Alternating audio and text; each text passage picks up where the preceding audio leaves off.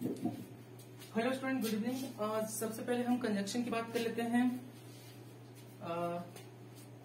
तो कंजंक्शन होता क्या चीज है? कंजंक्शन आपने कभी नाम सुना होगा जंक्शन का, जैसे स्टेशन वगैरह का आपने नाम सुना। कहीं किसी स्टेशन का नाम होता है जंक्शन, किसी स्टेशन का नाम होता है सिर्फ स्टेशन, है ना। तो जंक्शन और कंजंक्शन में अंतर क्या है? देखिए मैं बताता हूँ आपको अंतर क्या है और कैसे सिमिलैरिटी है। जब कोई भी चीज दो चीजों को जोड़ने का जो काम करता है, दो चीजों को जोड़ने का काम कुछ भी करता है ना, उसे कंजंक्शन कहते हैं। लेकिन ये दो चीज कौन कौन से हो गए? उदाहरण के लिए हम लोग बहुत सारी चीजों का प्रयोग करते हैं। अगर हमें एक एंड से दूसरे एंड तक को जोड़ना हो तो अगर वो इलेक्ट्रिक का काम करते तो वायर लगाते हैं, तो इस छोर से इस एंड से उस एंड तक तार चला जाता है और लाइट भी पास हो जाती है ना। अब मान लीजिए किसी दोस्तों में है ना, दो एक बीच में इंट्रोडक्शन करवाते हैं, देखिए मेरा दोस्त है, मेरा भाई ये रेलवे में है, ये यहाँ पे, तो दोनों मिल जाते हैं, फिर वो चला जाता है, वहां से बातें करने लगते हैं। तो ये क्या हुआ, जो आदमी दोनों को मिला रहा है ये कंजंक्शन का काम कर रहा है। तो हम यहाँ पर पढ़ेंगे क्या चीज कि एक ऐसा वर्ड है ना, एक ऐसा वर्ड तो जो नाउन प्रोनाउन को नहीं मिलाता। मैं फिर से बता रहा हूँ, नाउन प्रोनाउन को मिलाता है लेकिन ये थोड़ा अलग किस्म का होता है, थोड़ा सा इसका अलग ही होता है, राइट ना। तो समझने की कोशिश कीजिएगा, मिलाता जरूर है लेकिन इसका जो मिलाने का ढंग होता है वो बिल्कुल अलग होता है, बिल्कुल अलग होता है। चलिए कैसे अलग होता है हम इसको समझने की कोशिश करते हैं। देखिए क्या कहा जा रहा है, the word which connects to noun pronoun. अब देखिए नाउन प्रोनाउन क्लाउज फ्रेज, इन सभी को मैं बहुत अच्छे से समझने की कोशिश की। नाउन आप पढ़ चुके हैं, प्रोनाउन आप पढ़ चुके हैं, नहीं तो हमारा वीडियो होगा, अब जाकर उसे बिल्कुल समझ सकते हैं कि नाउन क्या होता है, प्रोनाउन क्या होता है। लेकिन हम यहाँ पर सीधे ये दोनों की बात कर लेंगे, क्लाउज की और फ्रेज की, ठीक है। अब देखिए भाई फ्रेज होता क्या चीज है? फ्रेज क्या होता है? एक ऐसा वाक्य खंड, मतलब एक ऐसा सेंटेंस नहीं बोलिए उसे, जैसे in the morning, in the evening, with knowledge and without knowledge. तो with knowledge and without knowledge ये दोनों फ्रेज, राइट, फ्रेज। जैसे लुक आफ्टर, किसी लुक आफ्टर, ये भी फ्रेज है, ये एडवर्ब मतलब वर्ब वाला फ्रेज है, ये वर्ब का फ्रेज है, मतलब जो कि इसमें वर्ब है, लुक आफ्टर। तो फ्रेज भी बहुत प्रकार के होते हैं, पहले हम ये देख रहे थे कि फ्रेज एक्चुअली होते क्या चीजें। तो फ्रेज क्या होता है? वाक्य खंड होता है जिसमें आप कह सकते हैं कि वो पूरा मीनिंग नहीं देता है। जैसे मैं कुछ बताता हूं, जैसे आपका होगा इन the morning, in the evening, at night, clear. उसके बाद हो जाता है with the ticket and without ticket.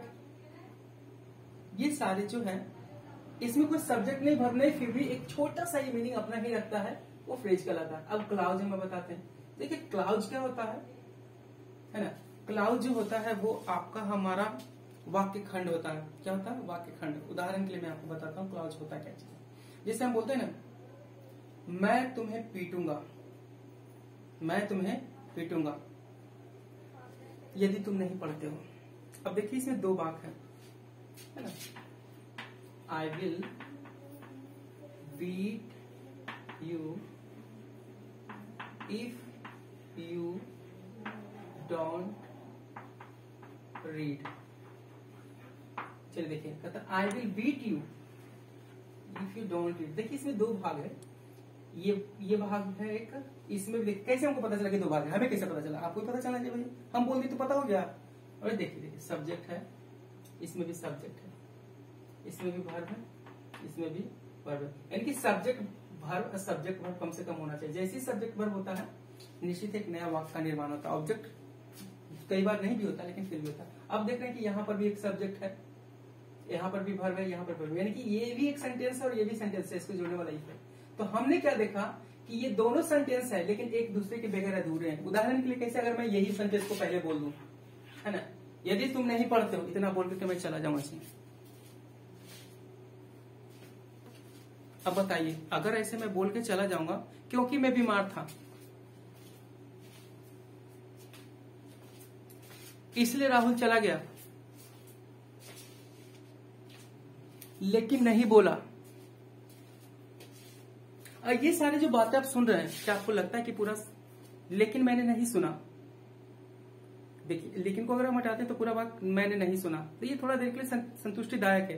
लेकिन अगर मैं इसी जितने वाक्य बोला मैंने उनके साथ अगर मैं उसको कुछ एक और जोड़ूं तो आपको ये वाक्य पूरा नजर आएगा। यानी वाक्य तो है मैंने नहीं सुना, ये भी वाक्य है, लेकिन उसमें जो लेकिन लगा हुआ उसके बाद अगर जो हम बोलते हैं, क्योंकि इसे दो भागों में बंटना है, तो इसे बोलते हैं, इसे क्लॉज कहते हैं। क्लॉज का मतलब क्या हुआ कि एक ऐसा वाक्य जो पूरा मीनिंग नहीं देता।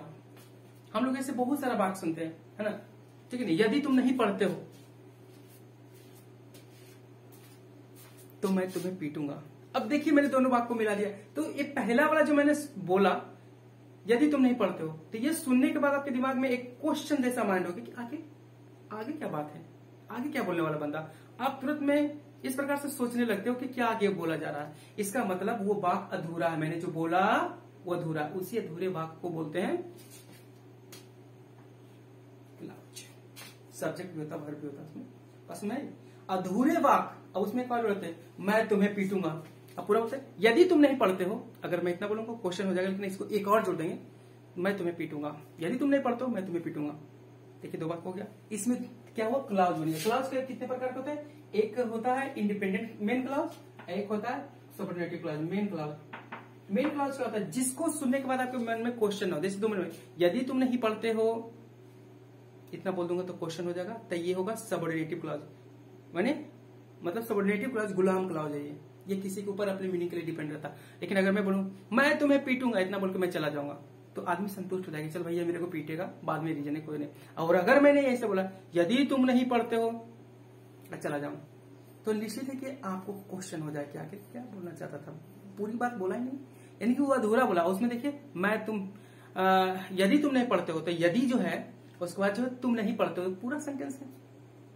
पूरा सेंटेंस होते हुए भी वैसा बना हुआ कि आपको क्वेश्चन हो रहा है, यानी कि सेंटेंस अधूरा है, उसे बोलते क्लॉज। और जो अधूरा मीनिंग देता है उसको बोलते सबऑर्डिनेटिव क्लॉज, और जो पूरा मीनिंग देता है उसको मेन क्लॉज। जैसे मैं तुम्हें पीटूंगा मेन क्लॉज, यदि तुम नहीं पढ़ते हो सबऑर्डिनेटिव क्लॉज। तो ये हो गया क्लॉज। कहता है किससे जुड़ा था, इफ से। बहुत बार इफ से होगा, बहुत बार अलग अलग कंजक्शन होगा, ठीक है, तो वो क्लॉज हो गया। फ्रेज आपको मैंने बता दिया है, तो मैं बता रहा हूँ कि एक ऐसा शब्द जो नाउन को भी जोड़ता है, प्रोनाउन को भी जोड़ता है, क्लॉज को भी जोड़ता है, फ्रेज को भी जोड़ता है ना, उसे ही कंजक्शन कहते हैं। उदाहरण के लिए तो मैंने बता दिया कि इन सारी चीजों को जोड़ता है। अब मैं कुछ बताता हूँ, कंजक्शन का काम क्या होता है, दो शब्दों को जोड़ना। जैसे उदाहरण के लिए मैं कुछ देखो, राम एंड श्याम, राम एंड श्याम, यहाँ पर देखिए बाबू दो नाउन है, और दो नाउन को जोड़ने का काम करता था एंड, है ना, एंड कर रहा है।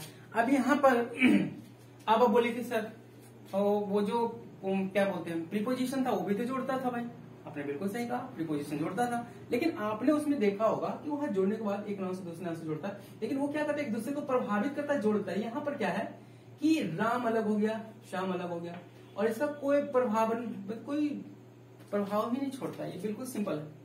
राम और श्याम, राम अलग होने लगे। जैसे आई लुक एट यू, तो मैं तुम पे देखता हूं, तो कहीं न कहीं कनेक्शन होता है कि देखने का मतलब क्या हो रहा है ना। My pen is on my head, तो ये दिखा रहा है कि इसमें टच किया हुआ था, कुछ कनेक्शन बता रहा है। यहाँ पर कोई कनेक्शन है, बस सिंपल जुटा हुआ है, सिंपल जुटा हुआ। जैसे कहने का मतलब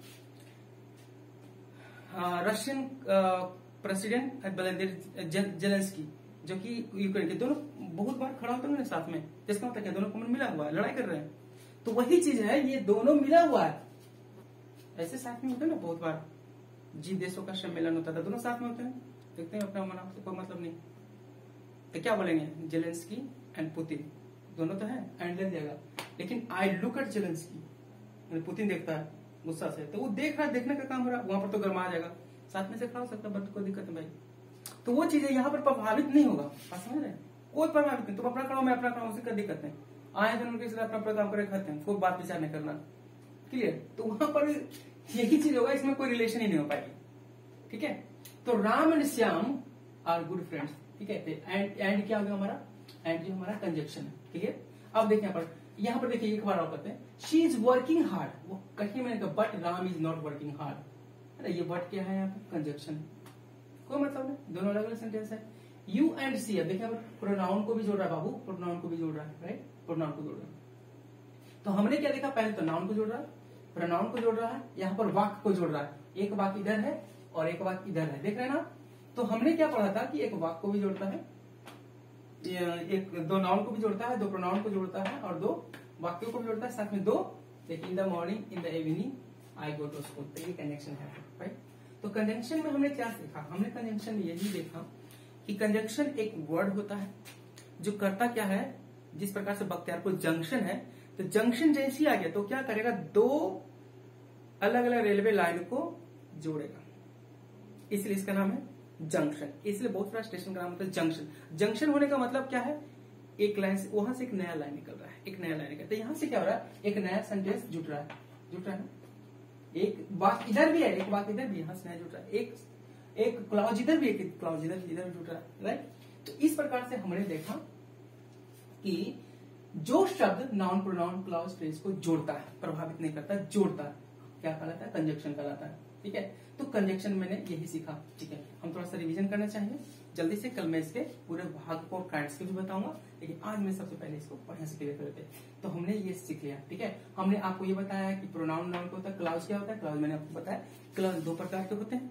एक सबऑर्डिनेटिव क्लॉज, एक मेन क्लॉज। मेन क्लॉज में क्वेश्चन नहीं होता, हम बोलेंगे, आपको क्वेश्चन नहीं होगा। उदाहरण के लिए आपसे कुछ क्वेश्चन, क्योंकि मैं तैयार था, इतना मैं बोलूंगा तो आपको, इतना बोल के मैं हटता हूं तो क्या होता है, क्वेश्चन हो रहा है ना, क्योंकि मैं तैयार था, क्या बोला पूरा, मतलब जो वाक्य मैंने बोला वो क्या है, सबऑर्डिनेटिव क्लॉज।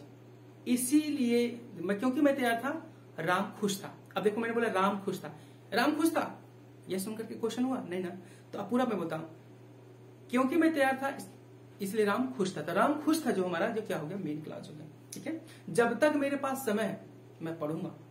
अब दो भाग में इसको भागते हैं, जब तक मेरे पास समय है, आगे कुछ नहीं बोल रहा हूं, क्वेश्चन हो रहा है, मेरे पास समय है, पूरा बोलो जी, जब तक मेरे पास समय है मैं पढ़ूंगा। अच्छा, तुम पढ़ोगे जब तक तुम्हारे पास समय है, और इसको अलग कर देते हैं, मैं पढ़ूंगा, पढ़ लो, कोई दिक्कत है, इसको सुनकर कोई क्वेश्चन नहीं होता। निश्चित है ये इंडिपेंडेंट क्लॉज या मेन क्लॉज हो गया, जिसको सुनकर क्वेश्चन हो जाए, ये होगा आपको सबऑर्डिनेट क्लॉज। ठीक है, जैसे आपको बता दिया था मैंने, इस प्रकार से मैंने आपको कंजंक्शन का डेफिनेशन बता दिया। नेक्स्ट डे हम आपको बहुत अच्छे से बताएंगे इसके जो काइंड्स क्या प्रकार होता है। Till then goodbye. हमारे सब्सक्राइब कीजिए चैनल को और शेयर कीजिए। ठीक है, अगर आपको अच्छा लगता है तो अपने दोस्तों के बीच में इसको बताइए। ठीक है, और भी कोई दिक्कत हो तो आप कमेंट में कर सकते हैं, और मैं जल्दी ही कमेंट का जवाब दूंगा, और जो कुछ भी आपको लगे कर सकते हैं। Till then good bye.